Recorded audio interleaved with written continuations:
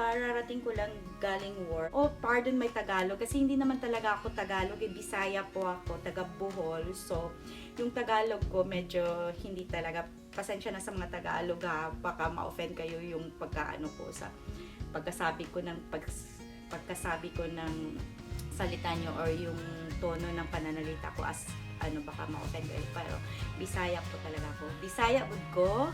Okay? Okay. So far, wala naman akong gagawin ngayon. It's gonna be my last night after 5 nights in a row. I think it's my 5th night tonight. When I start, Saturday, Sunday, Monday, Tuesday, Wednesday. It's gonna be my 5th night tonight. So, and then off ako bukas. And then, duty na naman ako Friday, Saturday, Sunday, Monday. Supposed to be off ako ng Sunday, pero kailangan kasi ng staff. Kasi kaya nag-cover na lang ako. Kasi sa isip ko, wala naman ako gawin sa bahay. And then, pagka Tuesday, off ko na naman. So, parang malapit lang ba? So, gigrab ko na lang yun na ako sabi ko, kasi desperate talaga sila na mag-ano ng staff. Kaya, nag-volunteer na lang ako na ako na lang ang gagawa. Kaya, pasok ako sa Wednesday. So, bali, ang off ko this week is Thursday lang. So, hindi ko alam kung makaplansya ba ako nito. Tingnan mo yung plansyahin ko yun. Yan ang plansyahin ko. Yan. Magluluto ako ng breakfast ko. And, hindi ko pa alam yung, actually, nagpalabas na ako ng lutuin ko sa breakfast. Kaya, ayun na guys, luto tayo. Ito na pala yung sabi ko guys, bigay ng kaibigan ko si Inday. Bigas. Binigyan niya ako kasi nagtanong siya sa akin. Nagtanong siya sa akin kung may bigas pa daw ako. Eh, sabi ko wala na. Kaya binigyan niya ako. Kawawa naman. Ang bait nila, diba? At saka, binigyan niya din ako ng atay na adobo. Adobong atay. Ayan. Tingnan niyo. Ang dami niya binigay sa akin. Ako lang mag-isa. Oh my God. Thank you, Day! Thank you very much! Ang sarap. May pinalabas kasi ako na lulutuin ko ngayon. So, ilagay ko muna to sa fridge kasi hindi naman siya kasi adobo siya eh. So, it takes days na siguro siya. Bukas ko na naman to kakainin. Ayan adobong atay. Ay, ano ba yan? Adobong atay. Tsaka may may heart, tsaka, ano pa sa Tagalog yung gizzard? Ano ba yung gizzard? Kasi sa Bisaya, batikon sa amin eh. Ewan mo sa Tagalog, ano yun? Hindi ko alam. Hindi kasi ako Tagalog eh. Bisaya po ako. This one, I'm gonna eat this tomorrow. Because kinain ko na ito kahapon. Kahapon niya. Kahapon, John. And now, let's cook. Init muna ako ng tubig kasi ang lutuin ko ay chorizo. Actually, this is from Cebu. Bigay ito ng kaibigan ko before. Tapos nasa freezer. Hindi pa kaya ito Kasi once ko lang ito siya nilabas since nilagay ko eh. Tapos medyo matagal pa naman na yun guys. Hindi ko alam baka, oh my God. Okay lang siguro, no? I mean, hindi naman siguro ako maano nito. Kasi medyo na to eh, matagal na talaga. Yung oh my God, ako 1 year na to, hindi ko alam. Kasi nasa freezer ko lang siya, kasi kasi ako ng mga ko sa freezer, kung anong mga frozen foods ko doon. Kaya nakita ko to. Sabi ko nga, nag-crave naman ako ng chorizo. Yun po ang kakainin natin ngayon, breakfast ko. Yun.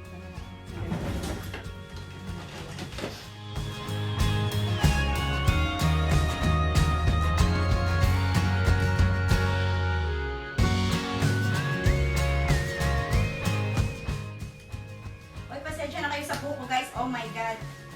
Reklamo na yung kaibigan ko yung buhok ko daw. Eh, ano naman yung buhok ko? Reklamo sila sa buhok ka. Hindi daw na ako nag-supply. So, need to break this one.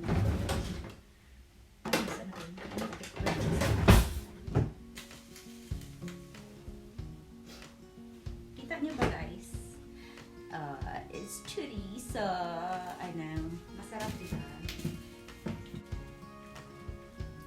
Okay naman siguro na kasi frozen naman siya eh, nasa freezer. Tsaka hindi ko talaga siya nilabas since nilagay ko siya. Nakita ko lang, akala ko nga wala na siya eh. Wala na akong chorizo.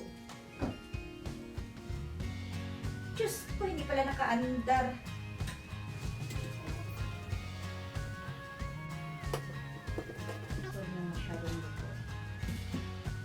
Bawasan ko nga ng tubig guys para matapos na.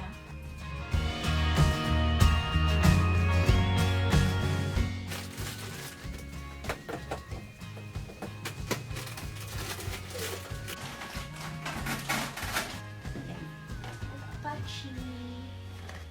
Yeah, meron pa siya.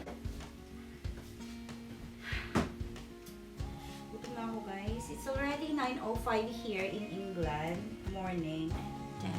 Oops. I'm gonna have some eggs.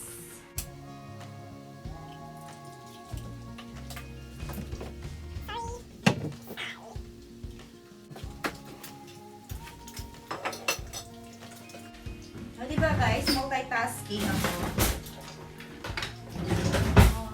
I got egg, I got this one, and then para sa ano ko.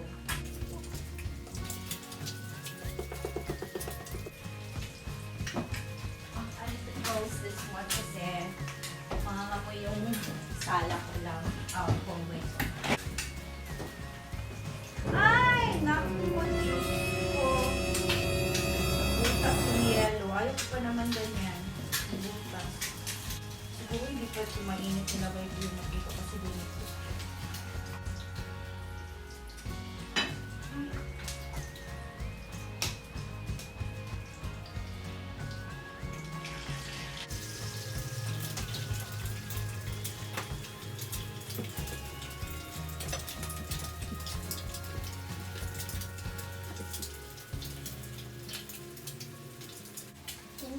Pindot. Tusok pala. Tusok pala guys. Pindot.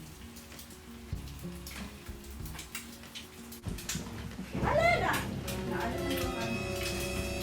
Ayan. Ito yung gusto ko parang ano. See? Ganyan ba? Ganyan. Hindi siya masyado luto. Kasi, lagay ko yan sa kanin. Masarap yan eh.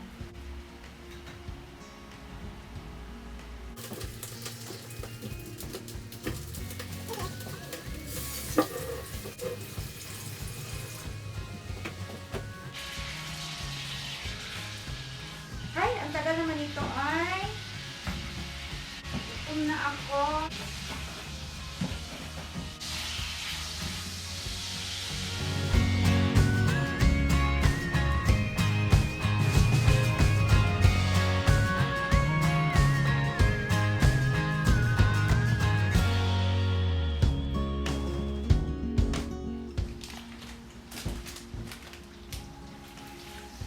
Yan na guys, itim na. Diyos ko, nasunog na. Tama na siguro to, oy.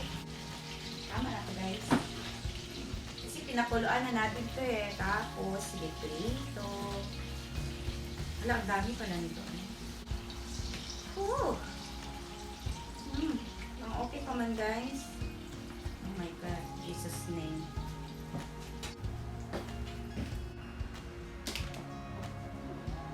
Ayan guys. I got egg, 2 eggs, and then chorizo di Cebu. Di Cebu. Cebu talaga. Oh my God. From Cebu. Ayan.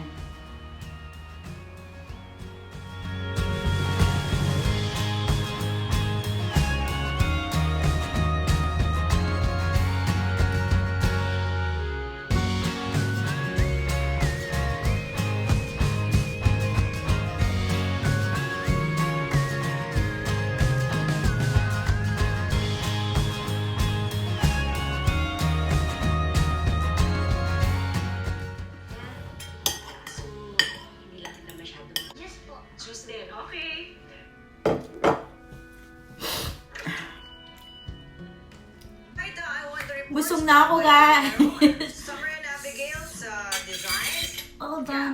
And meron pa ako natira. Ng recent design. So, Nood muna ako ng Love Thy Woman. Ito lang talaga ang pinapanood ko sa EBS. Sa GMA 7 wala.